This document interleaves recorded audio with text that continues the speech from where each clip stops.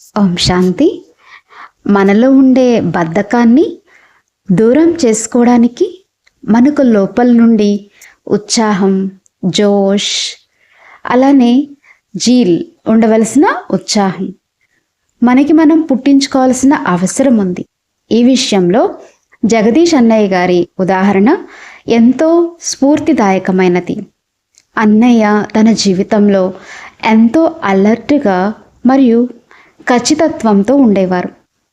అన్నయ్య తన యజ్ఞంలో ప్రతిరోజు రాత్రి 2 గంటలకే లేచి యోగం చేయటం మరియు బాధ్యతలను సక్రమంగా నిర్వహించటం చేసేవారు. బద్ధకం మరియు సుస్థిని దూరం చేయటానికి అన్నయ్య ఎప్పుడు 3 ముఖ్యమైన విషయాల్ని గుర్తుంచుకోవాలని చెప్పేవారు. అవేమిటంటే చడాయి అంటే ఉన్నత మార్గంలో ప్రయాణం, లడాయి అంటే మాయతో పోరాటం, మరియు కమాయి అంటే పుణ్యం లేక శక్తిని సంపాదించటం. ఈ మూడింట్లో ఎవరు ఎప్పుడు విశ్రాంతి తీసుకోలేరు, ఆగిపోలేరు లేక నిద్రపోలేరు. మనం చాలా ఎత్తైన ఉన్నతమైన మార్గంలో ప్రయాణిస్తున్నాము కాబట్టి మధ్యలో ఆగిపోయే ప్రసక్తే లేదని ఈ మొదటి అర్థం చేసుకోవాల్సినటువంటి విషయం. కాబట్టి మనం ఆగేది లేదు. మన గమ్యస్థానం వచ్చే వరకు మధ్యలో ఆగకూడదు. అంతకంటే ముందే ఆగిపోవడము అంటే లోయలో పడిపోవడంతో సమానం. ప్రయాణంలో ఆగిపోవడము అంటే పురుషార్థం ఆపేయడమే కాకుండా మన మనస్సు మరియు శరీరం యొక్క శక్తిని నిలిపివేయడమే. బద్ధకం అనేది కేవలం శారీరకమైనది మాత్రమే కాదు, అది మనసుతో కూడా ముడిపడి ఉంటుంది. కొందరు శారీరకంగా ఖాళీగా కూర్చుని ఏదేదో ఆలోచిస్తూ మనసును బద్ధకంలో ఉంచుతారు. ఉదాహరణకు, ఎక్కడికి వెళ్ళాము, ఏం జరిగింది అని ఆలోచించే బదులు నేను ఆత్మను, పరంధామానికి వెళ్తున్నాను అని భావించాలి. అలా కాకుండా కొద్దిసేపటి తర్వాత యోగం చేద్దాంలే అనుకోవడం మనసులో వచ్చే బద్ధకానికి నిదర్శనం. మనసులోని బద్ధకం శారీరకంగా కూడా వ్యక్తమవుతుంది. ఉదాహరణకు, లేచి భోజనం తయారు చేయండి అంటే ఈరోజు వదిలేయండి, బ్రెడ్ ఏదో ఒకటి తిందాం అని సోమర్తనం ప్రదర్శిస్తుంటారు. ఇలాంటి శారీరక బద్ధకం ఎప్పుడు వస్తుందంటే మనం ఒక అత్యంత ఉన్నతమైన గమ్యస్థానానికి ప్రయాణిస్తున్న బాటసారిమనే విషయాన్ని మర్చిపోయినప్పుడే. ఈ సమస్త ప్రపంచం నన్ను చూస్తుంది మరియు నన్ను అనుసరించబోతుంది అనే స్పృహ మనకి ఉండాలి. మనం చేసే ప్రతి కర్మను చూసి ఈ ప్రపంచం కూడా అలాగే నడుచుకుంటుంది. మనం సరైన స్టేజ్లో ఉన్నప్పుడు కోట్ల మంది జనాలు చప్పట్లు కొట్టి వన్స్ మోర్ అని అరిచేలాంటి ఉన్నతమైన మార్గంలో పయనిస్తున్నాం. మనకొక రోల్ మోడల్, హీరో, యాక్టర్ అని ఈ ప్రపంచానికి మనమే ఆదర్శమని ఎప్పుడూ గుర్తుంచుకోవాలి. మనం చేసే ప్రతి చిన్న కర్మ కూడా ఈ ప్రపంచమంతా రాబోయే 5000 సంవత్సరాల పాటు చూసి ఆదర్శంగా తీసుకోబోతుంది. మనం ఎలాంటి చట్టాలు, నియమాలు పాటిస్తామో ఈ ప్రపంచం మొత్తం అవే లా అంటే నియమాలుగా సృష్టించుకుంటుంది. ఉదాహరణకు, ఎవరైనా పెద్ద స్టేజ్ పైకి వచ్చి నిద్రపోతూ కునుకులు తీస్తూ ఉంటే వాళ్ళను దయచేసి 2 నిమిషాలు స్టేజ్ పైకి రండి అని పిలిస్తే వారి నిద్ర ఇట్టే ఎగిరిపోతుంది. అదేవిధంగా మన గమ్యస్థానం మరియు ఈ గొప్ప ప్రయాణం మనలోనే బద్ధకాన్ని, సుస్థిని పూర్తిగా పారదోలుతుంది. ఈ యుద్ధ రంగంలో లేదా ప్రయాణంలో మనం కేవలం సాధారణ వ్యక్తులం కాదని, ఒక రోల్ మోడల్ అని, హీరో, యాక్టర్ అని ఎల్లప్పుడూ కూడా గుర్తుంచుకోవాలి. మనలో ఉన్న ఈ గొప్ప విషయాలను, మన ఉన్నతమైన ప్రయాణాన్ని గుర్తుంచుకుంటే బద్ధకం చాలా త్వరగా పారిపోతుంది. అయితే ఈ 5 మాటలపై మనకు దృఢమైన నిశ్చయబుద్ధి ఉండాలి. లేకపోతే మనం గదిలో నేను ఒక్కడనే ఉన్నాను, నన్ను ఎవరు చూస్తున్నారు అని తేలికగా తీసుకుంటాం. ఉదాహరణకు, తెల్లవారుజామున 4 గంటలకు లేచి బాబాకు గుడ్ మార్నింగ్ చెప్పి పడుకోవడం, లేక అమృతవేళ యోగాన్ని పూర్తిగా చేయకుండా 5 నిమిషాలు చేసి సరిపెట్టుకోవడం వంటివి చేస్తుంటాం. మనం ఒంటరిగా ఉన్నప్పుడు ఎవరు చూస్తారులే అని భావిస్తాం. కానీ ఈ సృష్టి అంతా ఒక అనుసంధానమైన ఏకోసిస్టమ్ లాంటిది. మనం ఏది చేసినా అది ప్రతిధ్వనిస్తుంది. మనం మాట్లాడకపోయినా మన వైబ్రేషన్స్, మన ముఖ కవళికలు అన్నీ మాట్లాడతాయి. మనం గుహల్లో ఎక్కడో దాక్కుని ఏ పని చేసినా మన యొక్క వైబ్రేషన్స్ మరియు ఆరా ద్వారా అది బయటపడుతుంది. 5 తత్వాలు మరియు ఈ విశ్వం యొక్క చలనచిత్రంలో మన ప్రతి కర్మ రికార్డ్ అవుతూనే ఉంటుంది. ఇది కేవలం ఒక షూటింగ్ పీరియడ్ మాత్రమే అనే విషయాన్ని ఎప్పుడు గుర్తుంచుకోవాలి. అలాగే జగదీష్ అన్నయ్య చెప్పిన రెండవ ముఖ్య విషయం ఏంటి అంటే, మనం ఎప్పుడు యుద్ధ రంగంలో ఉన్నామనే స్పృహ కలిగి ఉండాలి. ఈ యుద్ధంలో మనం ఎట్టి పరిస్థితుల్లోనూ బద్దగించలేము, ఆగిపోలేము, లేక అలసిపోలేము. ఎందుకంటే మనం ఒక క్షణం ఆగిపోతే మాయ ఏం చేస్తుంది? మనల్ని నాశనం చేస్తుంది. మాయతో మనకు నిరంతరం పోరాటం జరుగుతూనే ఉంటుంది. కాబట్టి కొంచెం ఏమరపాటుగా ఉన్న పెద్ద ప్రమాదం జరిగిపోతుంది. మాయ ఎంతో యాక్టివ్గా మరియు అలర్ట్గా ఉంటుంది. అది ఒక్క క్షణం కూడా నిద్రపోదు.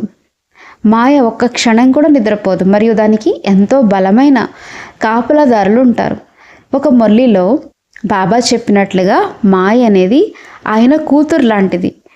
ఎవరైతే బాబాను స్మరణ చెయ్యరో, లేక బాబా చెప్పిన శ్రీమతం ప్రకారం నడుచుకోరో, అటువంటి వారికి మాయా దెబ్బలు వేస్తుంది. కానీ ఎప్పుడైతే ఎవరైతే బాబా స్మరణలో ఉంటారో వారిని మాయ ఏమీ చేయలేదు. కాకపోతే బాబా మాట వినని వారిని మాత్రం చెవులు ముక్కు పట్టుకొని గట్టిగా దండించమని మాయకు ఆజ్ఞాపిస్తారు. అలా మాయ బాబా యొక్క ఆజ్ఞాకారి అయిన కూతురై మన ముందు నిలబడి ఉంటుంది.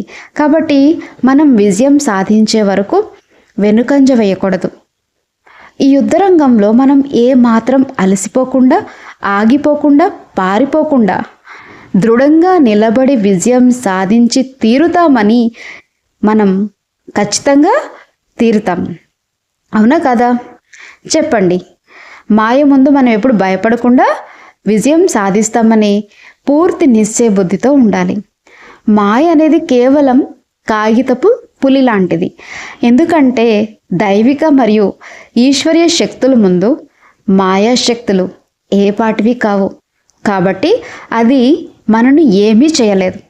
మన విజయాలపై మనకు పూర్తి నమ్మకం ఉంటే మనం ఎప్పుడు సోమరులుగా మారము. ఇక మూడవ అతి ముఖ్యమైన విషయం ఏమిటి అంటే కమాయి, ఆధ్యాత్మిక సంపాదన గురించి తెలుసుకోవడం. కొంతమంది బ్రహ్మకుమారులు తమ సమయాన్ని వృధా చేస్తూ పనులను వాయిదా వేస్తూ ఉంటారు, పోస్ట్పోన్ చేస్తూ ఉంటారు, లేక పురుషార్థంలో నిర్లక్ష్యంగా ఉంటూ బద్దకిస్తుంటారు. వారికి ఆధ్యాత్మికంగా సంపాదన అంటే ఏమిటో, దాని అనుభవం ఏమిటో సరిగ్గా తెలియకపోవడం వల్లే ఇలా జరుగుతుంది. కొంతమంది కొద్దిసేపు యోగంలో కూర్చున్నప్పటికీ వారికి ఎలాంటి ఆధ్యాత్మిక అనుభూతి లేక కనెక్షన్ అసలు దొరకదు. కరెంట్ రాకపోవడంతో వారు విసుగు చెంది వెంటనే లేచిపోతారు. అంతేకాకుండా సేవా కార్యాలు చేసేటప్పుడు కూడా దాని ద్వారా వచ్చే ఆనందాన్ని అనుభవించలేకపోవడం మరియు దాని ద్వారా పుణ్యాన్ని సంపాదించుకోలేకపోవడం వల్ల వారికి సేవ చేయడం పట్ల కూడా ఆసక్తి సన్నగిల్లుతుంది. దీనికి విరుద్ధంగా భౌతిక సంపాదన అంటే వారికి ఎంతో ఆసక్తి ఉంటుంది. దానికోసం లంచం తీసుకోవడానికైనా, ఇవ్వడానికైనా, అబద్ధాలు చెప్పడానికైనా, మోసాలు చేయడానికైనా సిద్ధపడిపోతారు. బ్రహ్మకుమారులు అయినప్పటికీ చిన్న చిన్న దొంగతనాలు లేక అక్రమాలకు పాల్పడడానికి కూడా వెనుకాడరు. కారణం ఏంటి అంటే వారికి భౌతిక సంపాదన యొక్క విలువ స్పష్టంగా తెలుసు. కానీ ఆధ్యాత్మిక సంపాదన యొక్క రుచి ఎవరికైతే నిరంతరం అనుభవంలోకి వస్తుందో వారు ఎప్పటికీ సోమరితనాన్ని ప్రదర్శించరు. ఆధ్యాత్మిక సంపాదన నిరంతరం అనుభవిస్తున్న వ్యక్తి ఎప్పటికీ నిద్రపోలేరు లేక సోమరితనంతో ఉండలేరు. వారు ఎల్లప్పుడూ పూర్తి అప్రమత్తతో అలర్ట్గా ఉంటారు. ఈరోజు మనకు శాంతి లభించిందనే అనుభూతి కలిగినా, లేక ఎవరితోనైనా మాట్లాడినప్పుడు అపారమైన ప్రేమను పొందిన మనం స్వర్గంలో రాజకుమారులాగా విహరిస్తున్న అనుభూతి కలుగుతుంది. సూక్ష్మవతనంలో ఫరిస్తాగా తిరుగుతూ భక్తులకు వరదానాలు ఇవ్వటం, వారి దుఃఖాల్ని దూరం చేయటం వంటి అనుభవాలు కలుగుతాయి.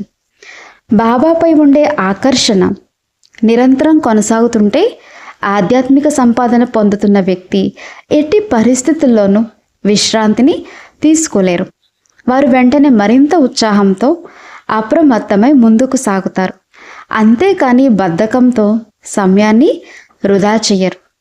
బద్ధకం లేక పనులను వాయిదా వేయడం అనేది కేవలం శారీరకమైన విషయం కాదు, అది పూర్తిగా మనస్సుకు సంబంధించిన విషయమే.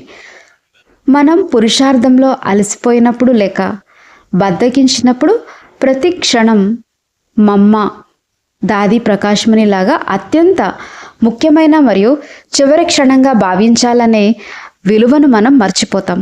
బహుశా ప్రళయం లేక వినాశనం జరగదేమో, ఒకవేళ జరిగినా అది అజ్ఞానులకే జరుగుతుంది, కానీ మనకు కాదులే అని కొందరు భావిస్తూ ఉంటారు. ప్రస్తుతం సత్సంగానికి రావడానికి చాలా సమయం ఉంది కదా అనుకుంటూ ఇప్పుడే మంచి ఇల్లు, షాప్, దుకాణం లేక మంచి కారు కొనుక్కుందామని లౌకిక విషయాలపై దృష్టి పెడుతుంటారు. ఇలాంటి ఆలోచనలు రావడానికి కారణం సమయం ఎంత దగ్గర పడిందో అనే విషయాన్ని మనం మర్చిపోవడమే. సమయం యొక్క తీవ్రతను గుర్తు చేస్తూ దాది ప్రకాశమణిజీ గారు ఒక సందర్భంలో శాంతివనంలో ఈ అనుభవాన్ని పంచుకున్నారు. హైదరాబాద్ సింధీలో బాబా అవతరించినప్పుడు వారు ఈశ్వర్య జ్ఞానంలోకి సమర్పణ అయ్యారు. మరియు బాబా అప్పట్లో పిల్లలు వచ్చే దీపావళి రాదు అని చెప్పారు. ఆ సమయంలో వారికి ఆ మాటపై ఎంతటి దృఢమైన నమ్మకం కలిగిందంటే వచ్చే దీపావళి నాటికి ఈ ప్రపంచం ఉండదని భావించి వారు రేయింబవళ్ళు తీవ్రమైన పురుషార్థంలో నిమగ్నమయ్యారు. దాదీజీ సంఘటనను శాంతివనంలో వివరిస్తున్నప్పుడు ఆ యజ్ఞానికి అప్పటికే 60 సంవత్సరాలు గడిచిపోయాయి. మరియు ఆ తర్వాత మరో 60 దీపావళులు కూడా గడిచిపోయాయి.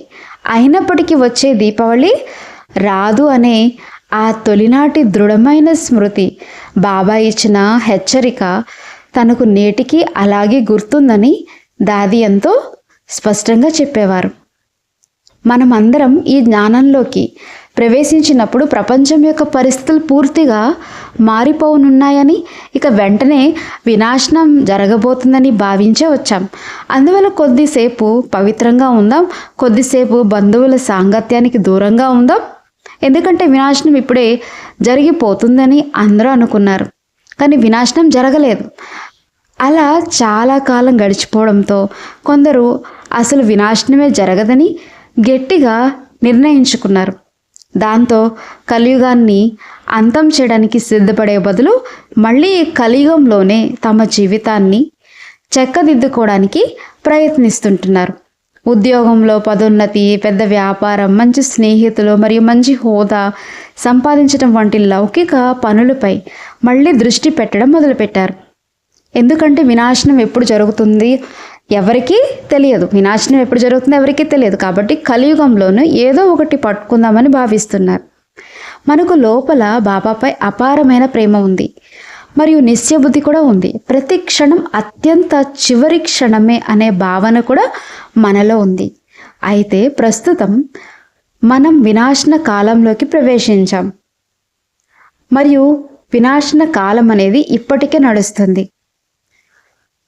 వినాశనం ఒక్కసారిగా జరిగిపోదు, ప్రస్తుతం దాని యొక్క రిహార్సల్స్ జరుగుతున్నాయి. ఈ విషయాన్ని సరిగ్గా అర్థం చేసుకోలేక కొందరు బ్రహ్మ కుమారులు ఈ సమయంలో కూడా తమ కళ్ళు మూసుకుంటున్నారని, అంటే నిర్లక్ష్యాన్ని ప్రదర్శిస్తున్నారని మనం అర్థం చేసుకోవచ్చు. అచ్చా, ఓం శాంతి.